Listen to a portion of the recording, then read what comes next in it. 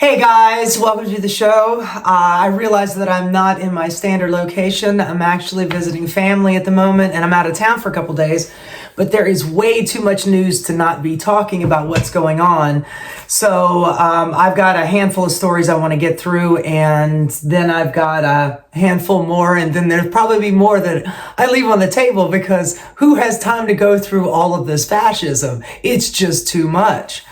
Anyway, speaking of fascism, the fascist assault of crime is in full effect in Chicago and in Portland, Oregon. Let's start it off. Trump, he wants to arrest J.B. Pritzker and the mayor of Chicago, Brendan Johnson, because they are not sufficiently protecting ICE the way that he wants to. As if they need protection. It's like a civil war, only one side is fighting here. And we've got a group of armed, masked, secret police thugs that need protecting. Meanwhile, everybody else is taking hits. It's getting crazy, man. It's absolutely crazy. No one wants to prosecute former FBI Director James Comey, even though Donald Trump he's furious about it. He's pissed. He's yelling at everybody. You prosecute him. It's like, there's nothing here to prosecute. What about Letitia James? There's nothing to prosecute. Okay, you're fired, and you're fired, and you're fired. You go find something. It's crazy. It's fucking insanity. A MAGA judge, somebody that he actually appointed, a MAGA judge, denies him sending troops to Portland, Oregon. She says, you actually need an emergency to send the National Guard somewhere. And he's like, fuck that shit, I want to send them there anyway. She's like, no, dog, you can't do that. This is completely unconstitutional. So he's pretty pissed off about that. So outside of Chicago, Trump and Stephen Miller and the Fascist Brigade, they have mustered up a whole bunch of National Guard from Texas because they can't get them to go from Chicago's National Guard or Illinois' National Guard to deploy there. So he is using red state. That's what I mean by civil war. He's using red state National Guard to go invade blue states and blue cities. It's a one-sided civil war. I don't know what's going to come next. I really don't. I have no idea. ICE shot an 84-year-old couple. They were at a protest in Portland, and somebody shot them with either it was a pellet, a rubber bullet, or one of those those pepper ball pellets. But this 84-year-old couple were both shot, and one of them got shot in the head. You can see the blood running down his face, and it's all over his shirt. I mean, it's crazy shit. It's absolutely crazy. ICE is calling in fake police reports to Chicago PD. I'm thinking it's probably just to keep them occupied so they can go do their fascist shit. Either that or they're just fucking with them because they have already been shooting cops with pepper balls and pepper pellets and stuff like that, throwing tear gas at cops. He tear gassed them. They tear gassed them. ICE tear gassed Chicago PD. That was a couple of days ago. I saw one of the protesters that were standing right there said, what are you protecting them for? They're shooting at you too. Let's see here. They, an ICE agent in an unmarked truck hit somebody, just hit and run, didn't stop, didn't report it, just left them on the side of the fucking road. They are shooting protesters. They're starting fires. There's protests outside of ICE detention centers, and that is everybody's right to protest. Of course, Stephen Miller is calling them a terrorist insurrection, and that they all need to be arrested and prosecuted for being terrorists for protesting, using their First Amendment right. And ICE agents are starting fires near the protest. I'm guessing either burn them out or to send in the fire department to get them, the cops to show up to evacuate them, just to get them out of there, or just to implicate them in a fire, like a false flag kind of thing. They're starting fires near the protest and then running away. And then the protesters are literally putting out those fucking fires. The video is crazy. Just watching the video of these protesters just running over, kicking dirt on fire, trying to put it out. A fire that they didn't start. ICE arrested a man. Well, he was with his wife in his car. They pulled him over, they searched his vehicle, and they found a bottle of opium perfume. I don't remember when that came out, but I do remember there was a perfume called Opium Perfume. It's written right on there, opium. And they arrested the guy saying that he had drugs in his car, and they said that was actual opium in the perfume bottle. They held him in jail for 32 days. 32 fucking days they held him. He is an Indian man married to an American woman. He was on his path to getting his visa, and now they're kicking him out. He's going to be deported. They shot a priest at a protest. He is standing there. ICE is up on top of the building like a battlement, and they're aiming their guns with their pepper bullets and throwing tear gas and shit on protesters because protesting is now illegal in America. Anyway, the priest is standing there. He's got his arms up and he's like praying, please stop doing what you're doing. And they shot him in the fucking head. They shot him in the head a couple of times. There's video, man. Video everywhere with this shit. I did a story a couple days ago about ICE arresting an entire building in Chicago. They came in like stormtroopers in Black Hawk helicopters. Kristi Noem shot like a hype video for it. This is like fascist entertainment or something, but they shot this video of them arriving in Black Hawk helicopters, rappelling down to the street, and then busting into every door into this apartment complex, breaking down doors, throwing out people, throwing out their shit, breaking windows, cutting fences. It looked like they were about to invade fucking Baghdad. That's what it looked like. These cosplay motherfuckers. And turns out that building was owned by a leasing agency or like equity or some shit called Trinity Flood. And Trinity Flood had about, I don't know, like 24 violations against them because they were slumlords. Nobody was around. They're just slumlord of this building. And by the way, every person that they arrested, it was like 37 plus the kids.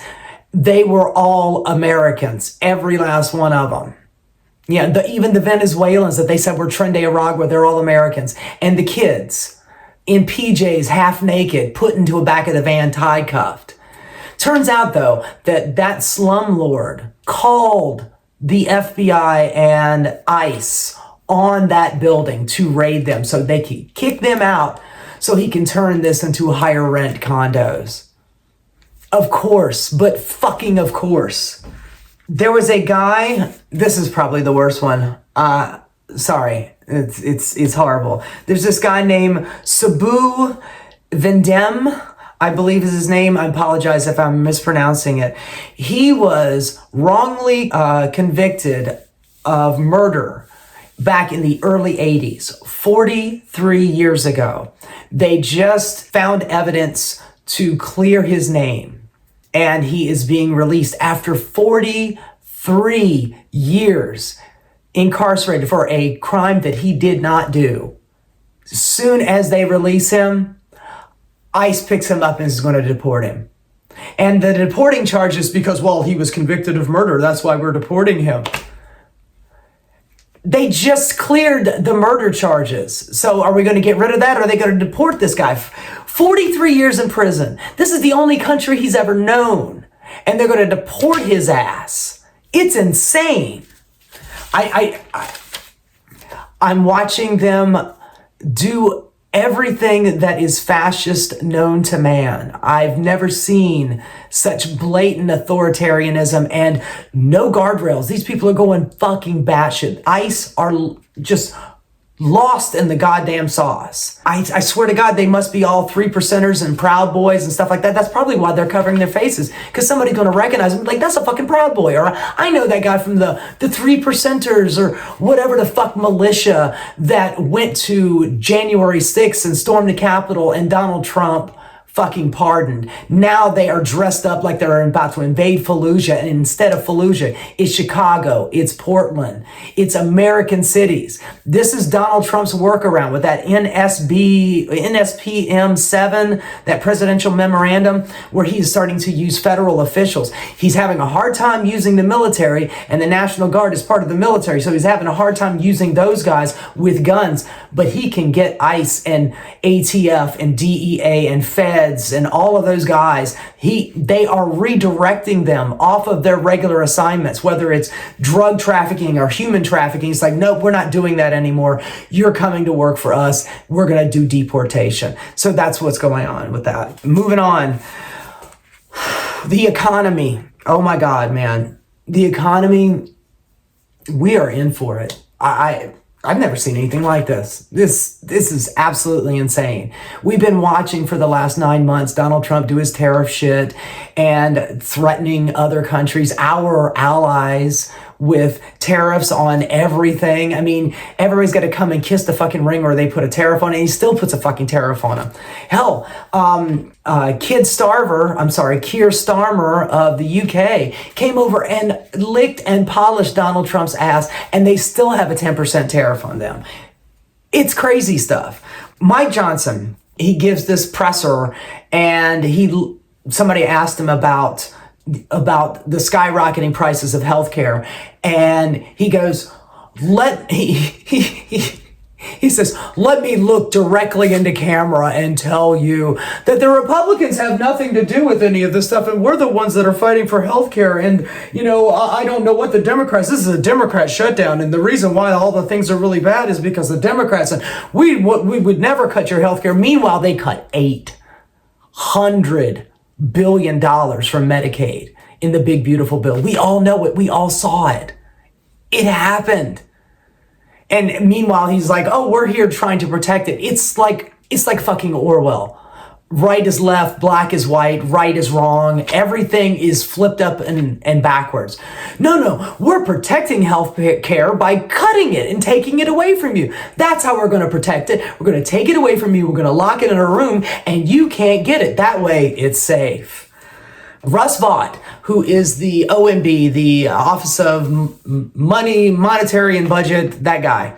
He, and by the way, Russ Vought, one of the prime authors of Project 2025. He was also Donald Trump's OMB in his first term, but this time he's way more prepared.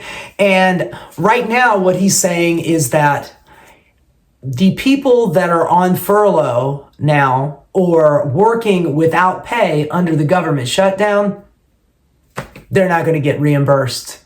So if this government shutdown goes on for a month or 2 months or whatever, they're not going to get any back pay. So they're just fucked. Now, Mike Johnson says, no, they're allowed to get it. And then Russ Vought's like, nah, man, I don't think so. I don't know who's pulling the strings here. I'm pretty sure it's not Mike Johnson. Mike Johnson is just Donald Trump's shine box boy. Go get my fucking shine box. Kiss that ass, Mike. That's what you're here for. Oh, God.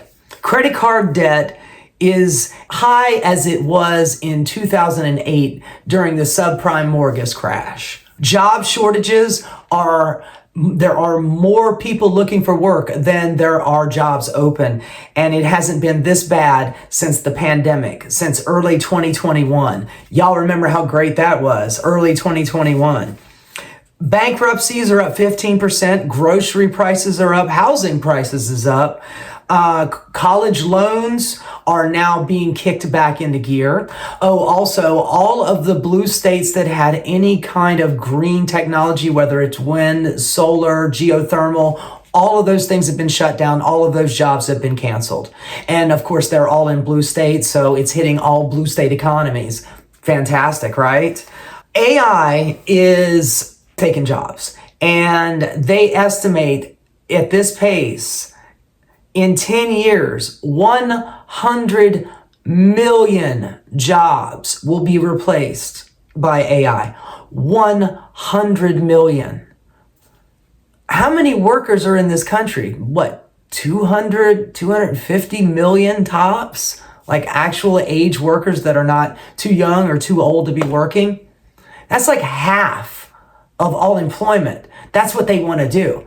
The oligarchs have taken 90% of your wealth from me, from you, from everybody. And now they're here for the last 10%. And to go along with that, I just read an article that the top 10% of the country owns 93% of the stock market wealth. Just the top 10%. And it's all a bubble. It's a real estate bubble, BlackRock and Blackstone all going out and buying up all of these small single family home properties all over, and just they're buying up neighborhoods, and they're doing AI. And what AI is doing is all of these factories, these AI generating sites, they take up water and electricity. So now your electric bills are going up, and not just a little bit, like boom.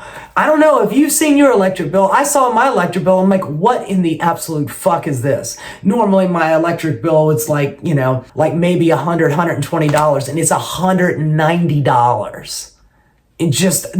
I looked back at my records. I looked back last year at of September of last year. And then I look at my September bill that just came, and it is $65 more than it was a year ago. And it's just going up. These AI sites, they generate as much electricity as New York fucking City. Just one of these huge mega sites. The amount of energy they're taking, and it's supply and demand.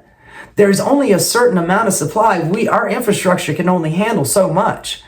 And they're taking a lion's share of it. So that means you are going to be having to pay more for your electricity because they're taking so much of it. I mean, we're living on a fucking AI bubble. When this thing pops, man, oh my God. Private equity is buying up all of the hospitals, not all of them, but a lot of the rural hospitals that are closing.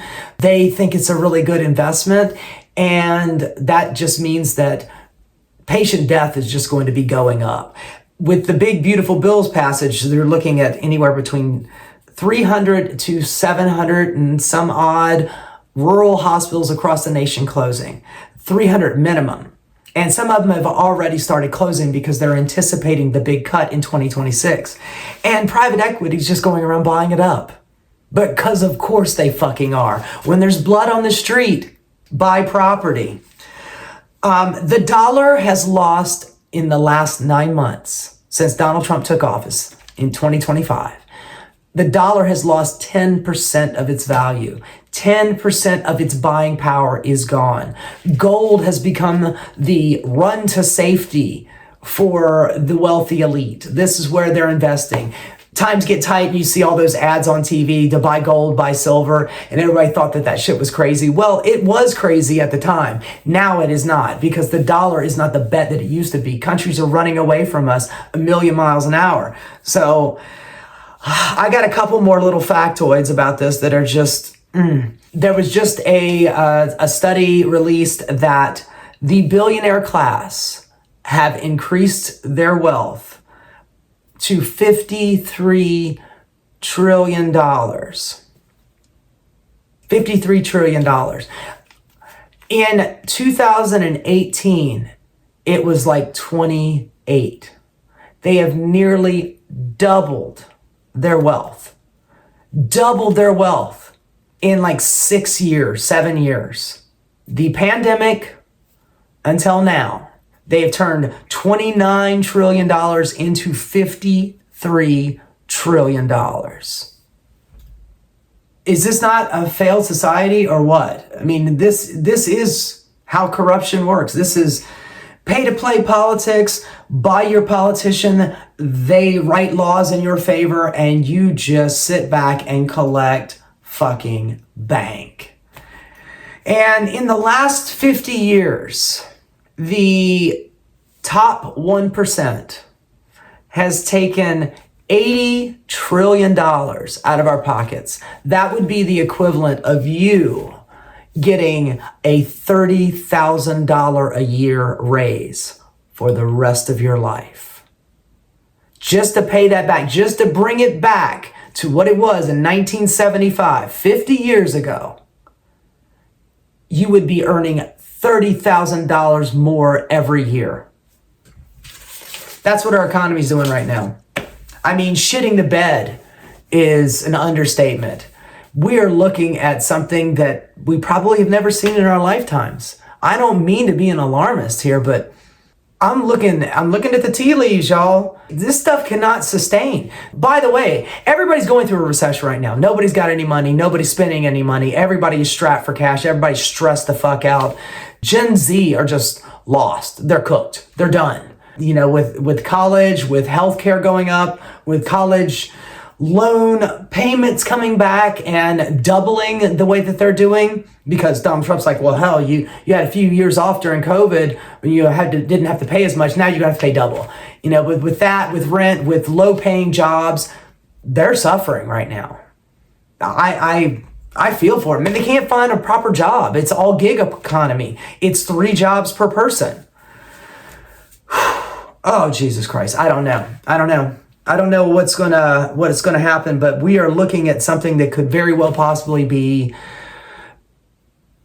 1930s America, if you know what I mean. Okay, so I don't know if you guys have seen it, but Pam Bondi, oh God, she did a Senate hearing and she was grilled by a bunch of Democrats. Of course, the Republican senators basically just gave her a pass and glad-handed her and told her what a wonderful person he was, and you know how much of a fantastic job that she's doing, covering up the Epstein files and going after Donald Trump's political enemies. Yeah, she's doing a great fucking job with that. Well, anyway, she's a moron, and she goes into this hearing thinking that she is going to do some like sophistry. You know, when they ask you a question, you go, well, oh yeah, well, how about your thing? Oh yeah, you're saying we're corrupt? Well, how about your corruption? And I have a list here of all the corruption you did. Even though I made it all up, it still sounds feasible, and that way I don't have to answer your question. So Pam Bondi, she's questioned by several senators. She was talking to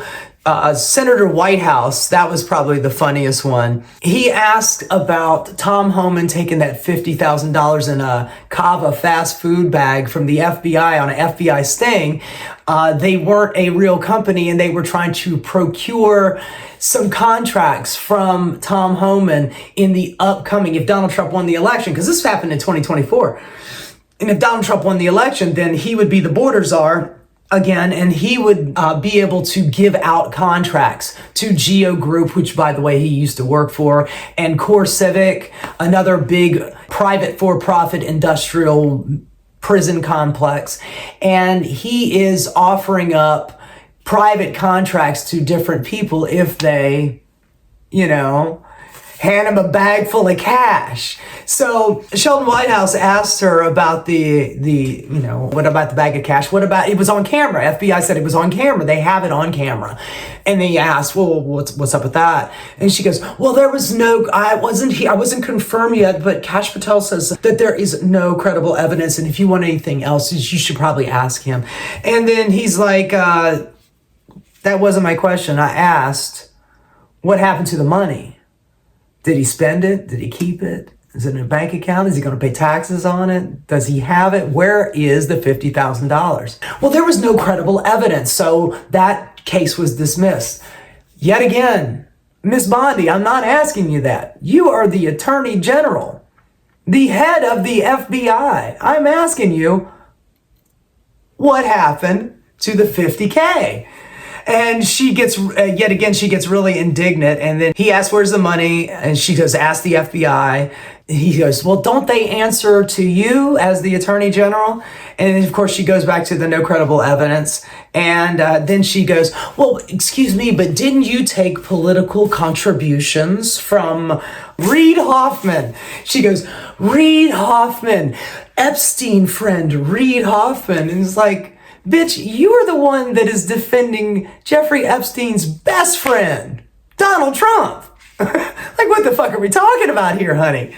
But she's like, didn't you take contributions from somebody? He's like, okay, first of all, I don't know who you're talking about. Second of all, I don't like it that you're answering my questions with questions about me. I'm the one doing the questioning here, honey. What does that have to do with anything? Well, I'm just doing everything I can to not answer this fucking question. If you want an answer, why don't you ask Kash? I mean, didn't y'all just like question him earlier? why didn't you get your answer then? He's like, well, motherfucker, he didn't answer that shit either. You know, both of you are lying assholes. You're both covering for each other. And it seems like Pam Bondi, who is the head of the FBI as the Attorney General, as the highest law enforcement officer in the country, she's passing the buck down to Kash Patel, because that's what fascists do, man. They never take responsibility for any of their fascist shit, any of their corrupt shit. They just pass the buck on down so somebody else can take it on the chin. Doesn't really matter. Kash Patel's not going anywhere either. But Pam Bondi definitely makes an ass of herself. Then she talks to Senator Dick Durbin, and he's asking her about the Epstein list. And he's like, okay, so where's the list? And she's like, well, as you know, I said it was on my desk, but it was waiting to be reviewed. I hadn't reviewed it yet. Okay, so you're saying that it exists. I said that it didn't exist back in July, or May, and then there was really nothing to see. And then later in July, I said that there was a list, but we needed to go over it with the FBI. So I brought in like 1,000 FBI agents, and we went through pages and pages, like hundreds of thousands of pages, to make sure that it was all credible. And then, of course, Donald Trump's name magically disappears from all of this. So no credible evidence in that. And if you have a question, why don't you ask Kash Patel? Yet again, you are the Attorney General. You are his boss. He answers to you. I'm asking you. And she goes, I don't know. And he says, I think you do know. How dare you call me a liar? Oh my God. Clutch my pearls. I cannot believe that you're telling me that I'm lying about this. How about those donations that you got from somebody else, huh? She did this over and over again, blaming other people for the problem or trying to distract that senator by saying something about some guy that might have donated. By the way, a donation, look, I will talk about money in politics all the live long day. It's one of the reasons why we are in our corrupt fucking state that we're in. But there is a far cry from getting a legal donation from somebody going through the proper channels that is documented and that somebody like Pam Bondi can go over with a fine-tooth fucking comb. There's that. And then there's receiving $50K in a fucking Hardee's bag or a Cava bag or a McDonald's bag. I mean, it should have been McDonald's, to keep it on brand with Tom Homan, but that is a huge chasm of a difference. Go fuck yourself, Pam Bondi. Pamela Blondie. Anyway, I just find that it's getting hot under the collar for Trump's Justice Department. There's not a lot of justice going on at the Justice Department. And Pam Bondi, she's the crookedest one of them all. I guess you all have to take, some kind of sycophancy, ass polishing class for Donald Trump, because being good at your job, or being effective at anything comes secondary to just how much ass you can kiss. And Pam Bondi, obviously, being one of his former lawyers, just like that Blanche guy that interviewed Ghislaine Maxwell, Donald Trump's attorney. That was Emile Beauvais. That guy is Donald Trump's attorney, and now he is a sitting U.S. attorney. And then there's Jeanine Pirro, Fox News buddy of Donald Trump. This is how you get your job. You kiss that ass, you kiss that onion ring, and you get your gig. So, and I forgot to mention, Senator Welch was asking about the $50K that Tom Homan, border czar, mumbling back. Listen here, Tom Homan says that the reason why he loves Donald Trump so much is because Donald Trump's a winner, and then Tom Homan said, I'm just keeping our border safe, and all of you Democrats are just letting people in. Joe Biden, he was just worse. He just let people in. He's just awful. And all of these things, like 20, 30, 40, 50, 60 million immigrants that he let in the door. Go fuck yourself. Go fuck yourself. Anyway, so Welch was asking about that $50K, and she, of course, does it again. She goes, you will have to ask Kash, okay? And how about those donations that you got? Really, she was like milking the body language, the whole nine. And then she says, you'll have to ask Cash. And he says, well, I'm talking to you. You're in front of me. It's your hearing. She's like, well, I'm just not even going to answer that. It's like, bitch, that's why you're here. You are here to answer these questions. You are under oath. Your option of, I'm not even going to talk about it. I'm just not even going to talk about that. I can't believe that and how dare you defame such a wonderful man of Tom Homan? And didn't you take donations? And I think the president is doing a great job. And I'm not even going to answer that question. I'm not even going to dignify that with an answer. It's like, bitch, you are under oath. We're asking you questions. You answer questions. But when he asked her where the money was, he's like, what happened to the tape? She doesn't know. What happened to the money? And she sat there for an uncomfortably, 10, 15 seconds, just sitting there. Collecting herself, sweating internally, just knees knocking. I have no idea, but it took her like 10 to 15 seconds before she opened up her mouth, and she's like, that investigation was already done by Kash Patel before I even took office, and it's not really my doing, so why don't you go ask them? He's like, bitch, I'm asking you. Anyway, she made a complete ass out of herself, and it was pretty funny. It would be a lot funnier if these weren't the people in charge. Let's see here. The Epstein case. Oh my God, the Epstein case. It's falling apart. Now, Raul Grijalva was a Democratic congressman in, I believe, New Mexico. He passed away earlier this year, and they had a special election, and his daughter, I cannot remember her first name, but the daughter, Grijalva, she won his seat 2 weeks ago. Now, they have been looking for 218 votes to release the Epstein files. Actually, to have a vote on whether or not they can release the Epstein files. And they need the Democrats, not the Democrats, just the people who want the files released, primarily Democrats. But, Ro Khanna and Thomas Massie, Marjorie Taylor Greene, Nancy Mace, Lauren Boebert, those are the ones that are also involved in it too, wanting to get those files released. And they have had 217 votes. They need 218. And the daughter, Grijalva, will make it 218. Mike Johnson, for the last 2 weeks, has been delaying seating her. So she is a congresswoman, but she doesn't have an office and she doesn't have a vote yet. He has to seat her first. So he is doing everything he can to make sure that this file doesn't get open. Of course, Donald Trump is doing everything. He's got Pam Bondi. Pam Bondi! Are we even talking? Who? Epstein, the financier? Who is talking about? Look, you take Pam Bondi and Kash Patel and Todd Blanche. They will fix it. They will make it go away. And when that day comes, it'll be a great day for America. It'll be like the 250th birthday of America, which, by the way, I'm having on my birthday. I know it's not America's birthday, but it's my birthday, so it might as well be my birthday. Anyway, I'm going off on a tangent there, but yeah, by the way, he switched the American independence from July 4th, 2026. He's decided to have that celebration on his birthday. So awesome. I know. I think it was like the Army has the same birth date as Donald Trump. So that's his workaround. But you remember this past year, he did the military march on his birthday too. So, he loves a bit of fanfare. Donald Trump, he's zesty, he loves a parade. You go ahead, Miss Thing. I don't even know that bitch, but I know she's zesty.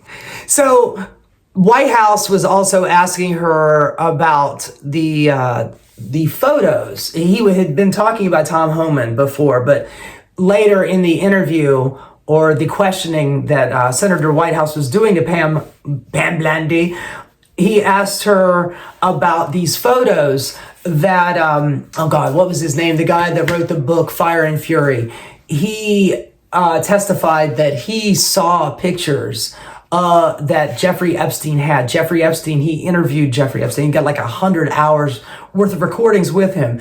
And Jeffrey Epstein showed him the inside of his safe where he's got a whole bunch of stuff, and including a picture of Donald Trump, standing around a bunch of half-naked girls of unknown age, and they're all laughing and pointing at his crotch because he's got this stain on his crotch, and they're all giggling and laughing. And this picture is in Jeffrey Epstein's, whatchamacallit, in his safe, and it looks like that Donald Trump jizzed on himself and they're all laughing at it. But apparently that was his insurance policy.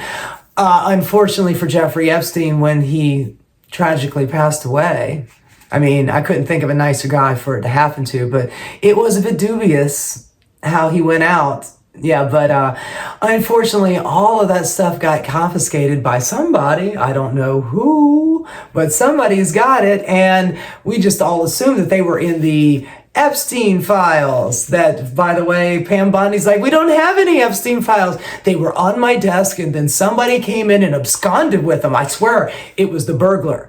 He stopped at McDonald's, he picked up some cheeseburgers, and then he came by and he robbed me blind. And he looked like a burglar. He had the mask on and everything. It was crazy. So he asked her about that photo, and immediately she goes, there was no credible evidence, because that's their new catchphrase. That investigation is done, and there was no credible evidence, and there are no files. And if you have any other questions, why don't you ask Kash Patel? And then he repeats the question. He goes, you're not answering my question. I'm going to ask it again. What about that photo? What has come of the investigation of that? Are you even investigating that? And she brings up Reid Hoffman again, as if this guy is his only donor was Reid Hoffman, and it was his best friend, and he was also Jeffrey Epstein's best friend, doing everything she could to distract. And then, of course, he asked her a third time, and she just remained silent. She doesn't give an answer. She's so bad at this. She really, I think she thinks she nailed it. Every time I watched one of the segments, it looks like she thinks, she goes, oh, I'm killing this. I'm nailing it. And she looks, I mean, an obvious liar, but she looks pathetic doing it. And when you think about this, who is doing the blocking? I remember back in the day, it wasn't even that long ago. I remember it was like a few years ago. There was this big thing of Republicans. They were screaming and yelling about teachers being potential pedophiles of children. And they're all liberals, and they're all grooming our children. All these teachers are grooming and worse, grooming and worse, whatever the fuck that is. I mean, I guess if I taught you your times tables, that would be me grooming you into fucking math, but whatever. But I remember them screaming and yelling about Democrats being predators and teachers being groomers, and they're all bad. And meanwhile, who is blocking the Epstein files from being released? It's Republicans. They have blocked it. Mike Johnson has blocked it 6-7 times so far. And not seating Grijalva means that he's just trying to drag it out for as long as possible. But this shit is falling apart, man. And they did an Oval Office presser a couple of days ago, and somebody asked Donald Trump about pardoning Ghislaine Maxwell, and he's like, say it again. I think he hears it. I just think that he's stalling.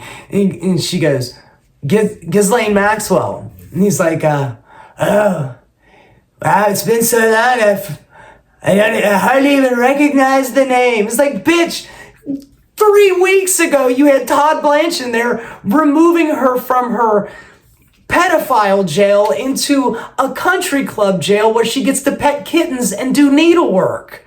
Give me a fucking break. I don't know. It's been so long. Ghislaine who? Maxwell Smart? Maxwell Coffee? who? Suck a bag of dicks. All of the dicks. She asked him if he was going to pardon her, and he goes, well, I don't know. I have to look into that, ask the DOJ or something. I don't really know anything about it.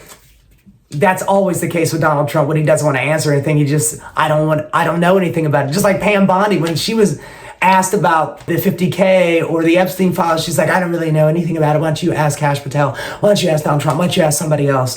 Go jump down, turn around, and go fuck yourself. I have no idea.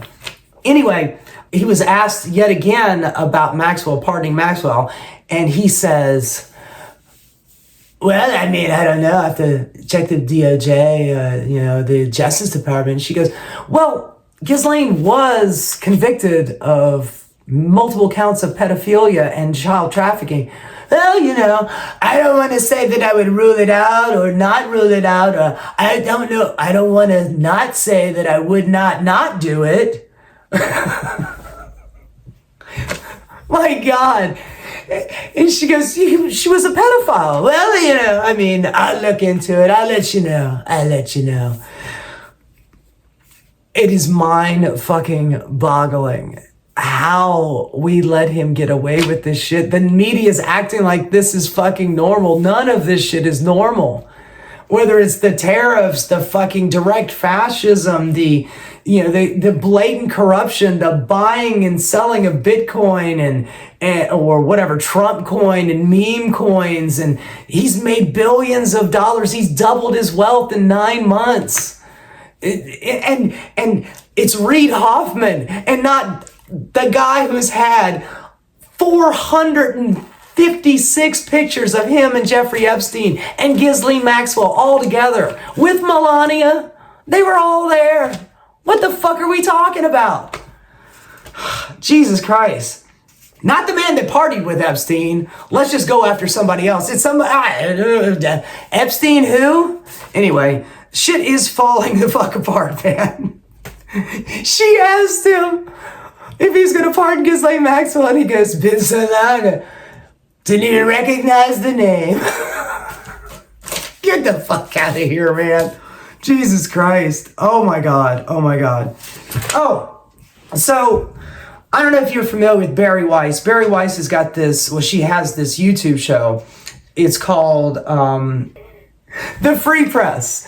The Free Press. By the way, they charge money for the free press, so not so free really, but she made her bones back in the day by tattletaling on college professors.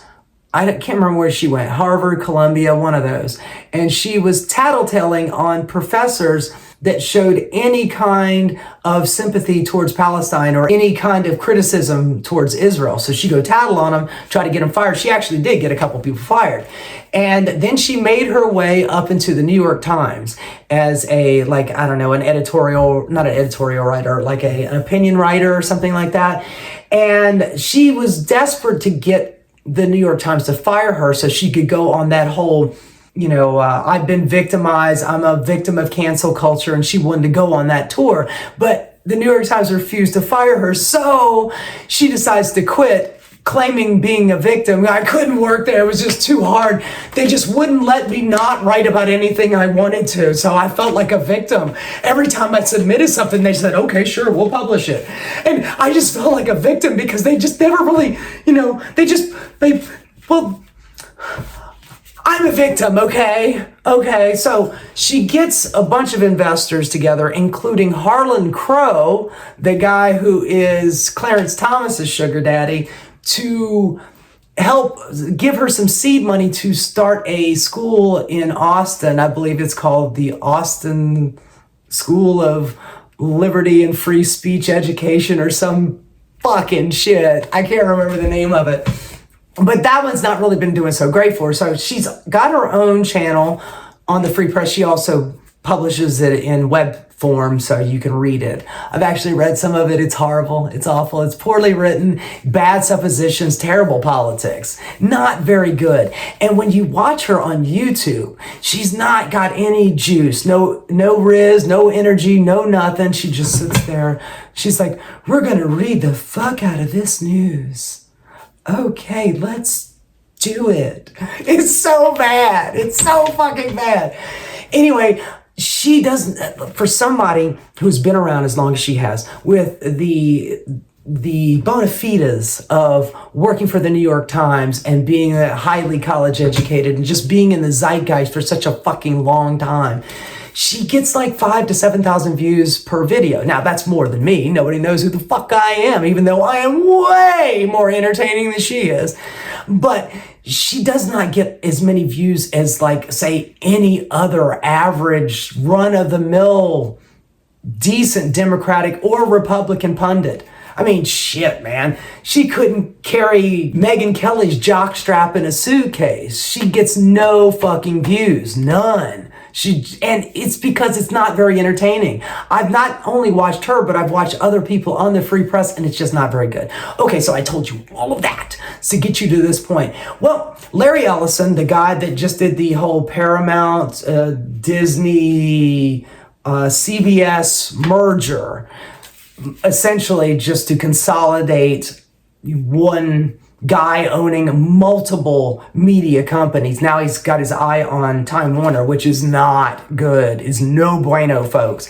And it looks like Trump might actually give him that. So he owns Oracle, he has Paramount, CBS, and he awarded Barry Weiss the job of being the head of news of CBS.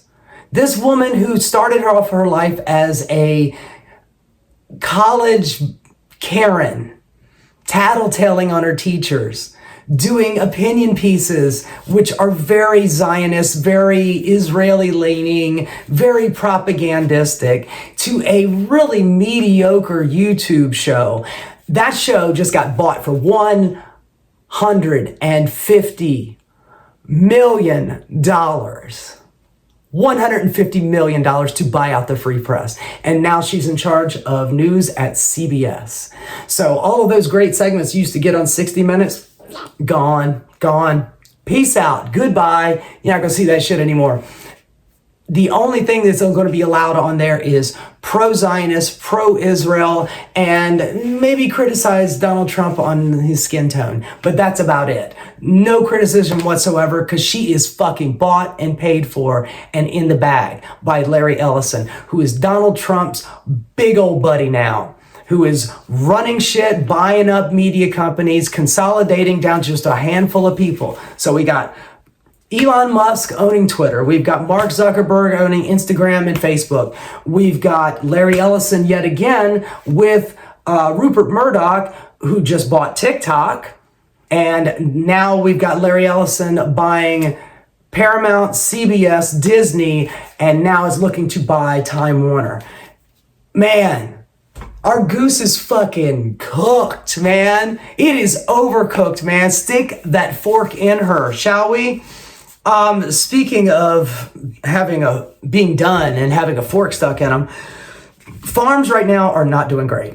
They are in quite a bit of trouble. Soybeans used to be a pretty much 100% commodity that we would give to China, sell to China. And it is good for American farmers because growing soybeans helps regenerate our soil so we can grow another crop. So growing soybeans, we don't eat here in America, but China gets them all. Pretty much the entire lion's share of it goes to Asian countries, and they were buying them from us. And then ever since Donald Trump has started doing the tariffs, they started buying them from Brazil and from Argentina, mostly from Brazil, but some from Argentina. Now, Argentina's got a president, and his name is Javier Milei. Javier Milei is a full tilt boogie libertarian, just straight up anarcho-capital libertarian, cutting government everything, everywhere that they wanted. He's the guy that gave Elon Musk the chainsaw, the diamond gold encrusted chainsaw, when he was whacked out of his fucking mind on ketamine, wearing glasses and a MAGA hat, holding this chainsaw, going, chainsaw! That was given to him by Javier Milei. That was his kind of, his totem while he was running for president in Argentina.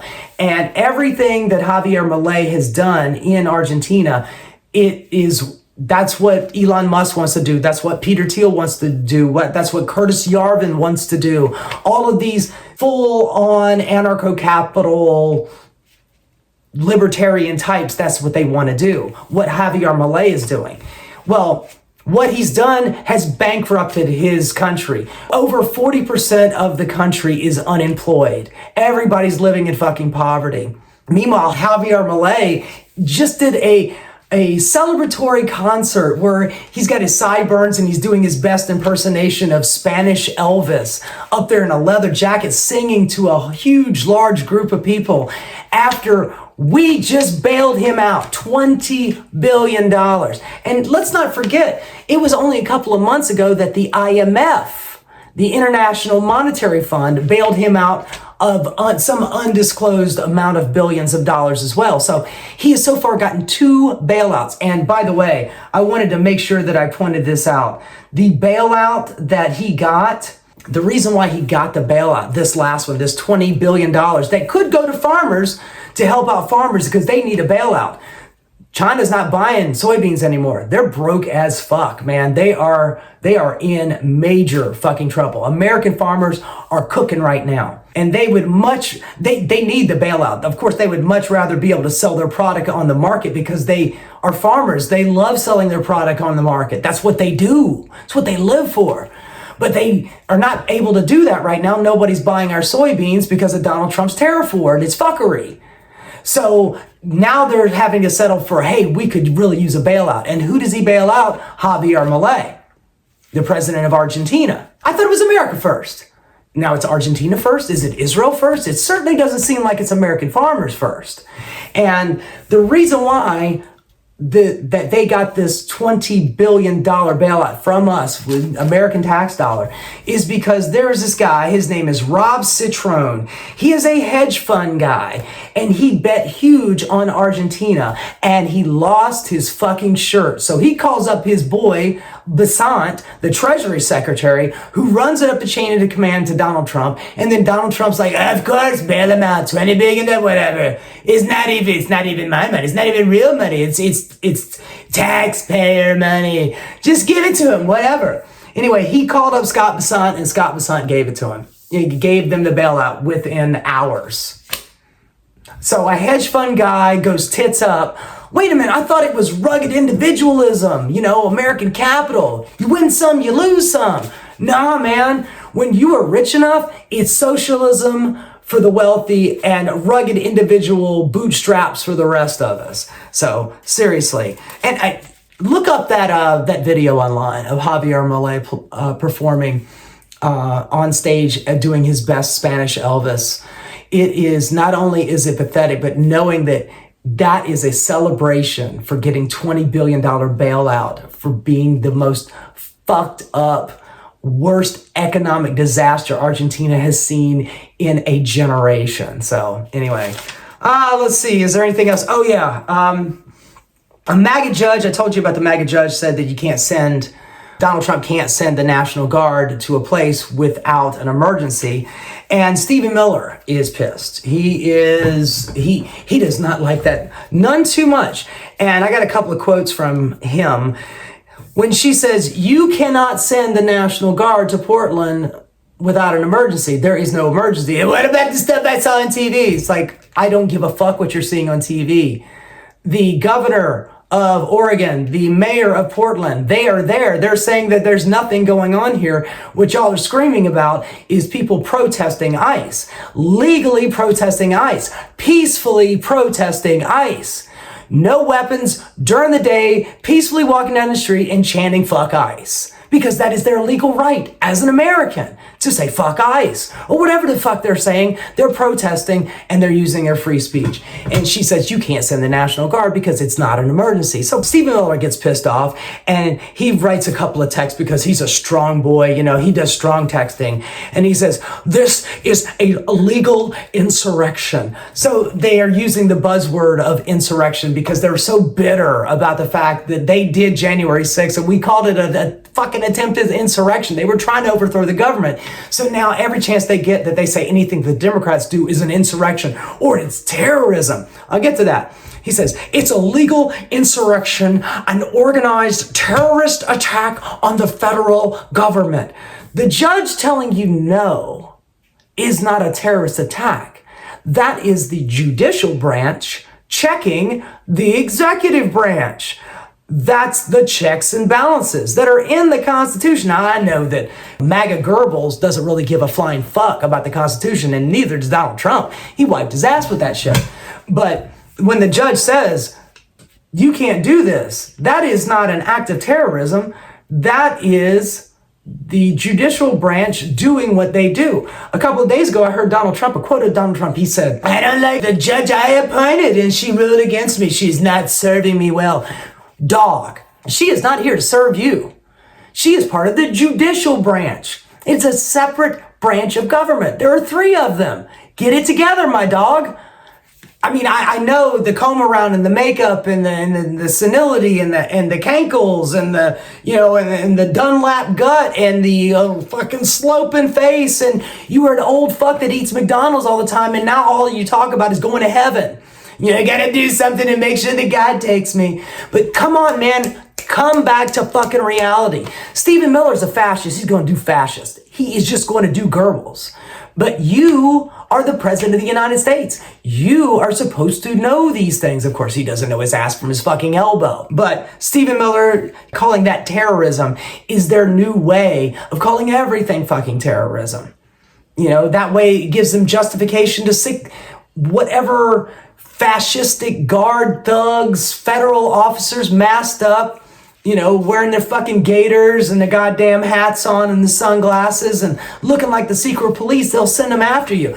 There was a judge's house got blown the fuck up by what most people are saying is arson and an explosion, because she said that she wasn't going to release the South Carolina voter rolls to the Department of Justice, because the Department of Justice wants to do some fuckery. They want to cross off some names of the voter rolls. They want to kick people off of the voter rolls who are legally allowed to vote in South Carolina, but they don't give a shit about legality. They want to win the 2026 midterms, so they're doing everything they can to do a culling, to cleanse the voter rolls. So it's only Republicans, and we get rid of all of the Spanish names.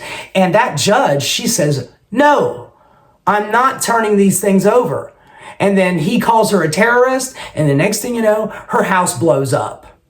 I mean, this is some Reichstag shit here, man. This is just straight up, oh, no, we can't quit now, because if we quit, we're going to get arrested. We're going to have an American version of the Nuremberg trials. We can't give up now. We have got to continue on. We are going to fucking burn this bitch to the ground, and we're starting with you, the judge's house. He also said, Stephen Miller said, that there's a large growing movement of left-wing terrorism in the country. So everybody on the left, me, you watching, we're all terrorists now. We're all fascist, communist, which are the opposite sides of the spectrum, but we're fascist, communist, Marxist, socialist, insurrectionist, terrorists, tranny terrorists, Antifa tranny terrorists, and we're coming to get you. We're going to eat you a fucking alive, but we're going to have hummus first, and we're going to have avocado toast for dessert. Anyway, that's the story. That's the news for the day. I've been out of town for a couple of days, and I've been releasing some videos that I recorded on Monday, and all of this stuff has just popped up, and I needed to get it out to you. Anyway, hope you're having a good one. I hope that all of my stories didn't just upset the shit out of you. At least I'm bouncy and bubbly, trying to keep it upbeat, but this shit is crazy, man. It's crazy. Anyway, I hope you guys have a good day and a good weekend, and I probably will do another show when I get back to town in a couple of days, and then I've got a whole list of stuff that I got plenty of clips and videos to get to you. So that'll be entertaining, or at least informative and very visual. Otherwise, thanks for sticking around for an hour to watch me blather on and run my fucking mouth.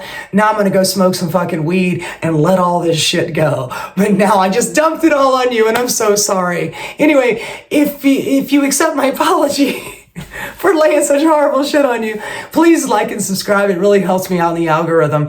I've got some stuff coming up that is more personal to me that I would be really happy to share with you, but I got some ducks to get in a row, but it's involving music, and I will be talking about that to you coming up soon in the next couple of weeks. So, anyways, there's some interesting stuff in my life. It's not just the news. It's not all I live for. And I certainly don't live for this lovely little room here, but it's the guest house at my dad's house. And at least there's a mattress. So anyway, hope you guys have a wonderful day. I will talk to you soon. Take care. Bye-bye. Hey guys, thanks so much for watching. If you enjoyed what you saw, please like and subscribe. Keep rocking.